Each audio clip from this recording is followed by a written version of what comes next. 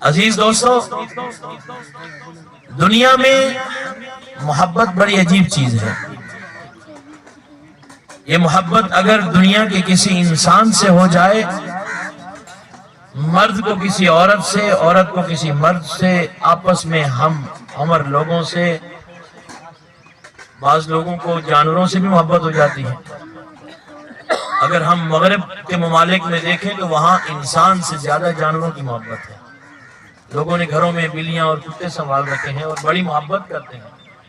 اس قدر ناز و نخرے اپنی اولاد کے برداشت نہیں کرتے جس قدر کتوں کے برداشت کی جاتے ہیں۔ ایک شخص نے لکھا، اس نے کہا میں نے 40 لاکھ اپنے کتے پر لگائے، افسوس ہے کہ وہ ٹھیک نہیں ہو سکا۔ 40 لاکھ، اس قدر محبت ہے۔ جس کی محبت دل میں آ جائے انسان اس پہ فریفتہ ہو جاتا ہے، اس پہ جان نچھاور کرتا ہے، اس کے پیچھے پیچھے۔ اور اگر دنیا کی محبت کو دیکھا جائے تو آپ نے ان سرفراز عاشقوں کو بہت ساروں کو دیکھا ہوگا جو معشوق کے گھر کے چکر لگاتے پھر رہے ہوتے ہیں، لیکن حقیقت یہ ہے کہ یہ دل اصل میں اللہ کی محبت کے لیے بنایا ہے۔ والذین آمنوا اشد حبا للہ، اللہ کہتے ہیں ایمان والا وہ ہے جس کے دل میں میری محبت ہے، اللہ کی محبت ہے۔ لوگوں نے دنیا کی محبتوں میں اپنے آپ کو گنوا دیا۔ وہ سرفرا مجنوں، ایک شخص نماز پڑھ رہا تھا، اس کے سامنے سے گزرا، نمازی نے ہاتھ سے اس کو ہٹایا، اس نے کہا تجھے پتہ نہیں میں نماز پڑھ رہا ہوں؟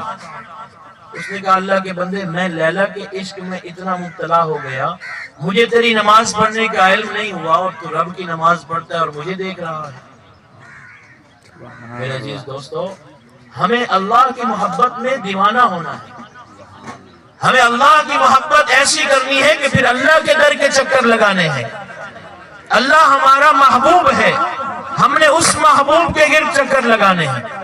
دنیا میں لوگوں نے محبتیں کی، دنیا میں لوگوں نے محبتیں کی، کسی نے دنیا کی محبت کی، کسی نے مال کی محبت کی، کسی نے جائیداد کی محبت کی، اور جنہوں نے محبت کی میرے نبی سے اور اپنے رب سے، ان کی مثالیں بھی بڑی عالیشان مثالیں ہیں۔